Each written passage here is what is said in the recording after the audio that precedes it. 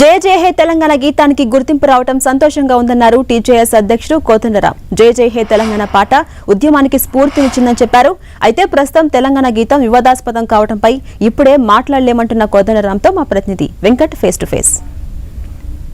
తెలంగాణ రాష్ట్ర ఆవిర్భావ దినోత్సవ వేడుకలు ఈసారి చాలా ఘనంగా నిర్వహించబోతుంది తెలంగాణ ప్రభుత్వం.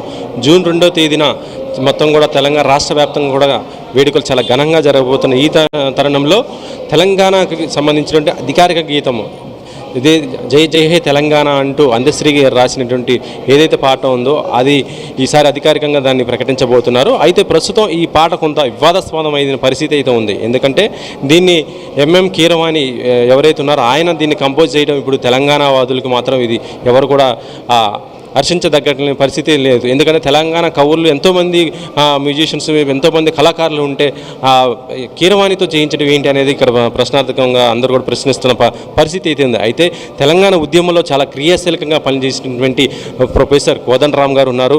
ఆయన తెలంగాణ జేఏసీకి చైర్మన్గా ఉండటం, తర్వాత ఇప్పుడు తెలంగాణ జనసమితికి అధ్యక్షులుగా ఉన్నటువంటి కోదండరాం గారు ఉన్నారు. సార్, ఈ విషయం పైన మీరు ఏ విధంగా స్పందిస్తారు, ఏంటి సార్? ఈ దానిపైన నాకు ఇది మాట్లాడదలుచుకోలేదు ప్రస్తుతానికైతే. ఆ పాట అయితే ముందు జాతీయ గీతంగా రానియండి, అది చాలా కీలకం నా దృష్టిలో.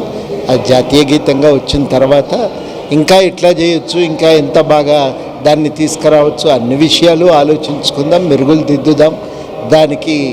కానీ మొత్తానికి తెలంగాణ ఉద్యమానికి స్ఫూర్తినిచ్చి ఉద్యమంలో ఒక పతాక గేయంగా నిలిచినటువంటి ఆ పాట ఇవాళ ఒక జాతీయ గీతం కావటం చాలా సంతోషదాయకం.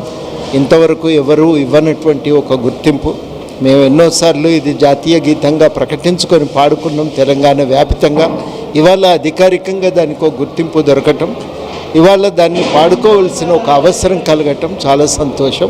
అంతకు మించి దీనిపై నేను ఇంకేమీ మాట్లాడదలుచుకోలేదు. అంటే తెలంగాణ కళాకారులు ఎంతోమంది ఉన్నారు ఈ పీఠంలో, ఇది అధికారిక పదం మించి నేను దాని గురించి ఇంకేమీ మాట్లాడదలుచుకోలేదు. మిగతా ఏవైనా తర్వాత చూద్దాం. ఇది అంటే ఈ గీతం పైన ప్రస్తుతం అయితే తాను ఏమి మాట్లాడదలుచుకోలేదని కూడా ఆయన చెప్తున్నారు. ఎందుకంటే ప్రస్తుతం ఇది అధికారికంగా వస్తున్నటువంటి గీతం కాబట్టి వచ్చిన తర్వాత ఏదైనా మార్పులు చేర్పులు ఉంటే ఆ తర్వాత చూద్దామని కూడా చెప్తున్నారు. కెమెరామెన్ రాజుతో వెంకట్, 10 TV.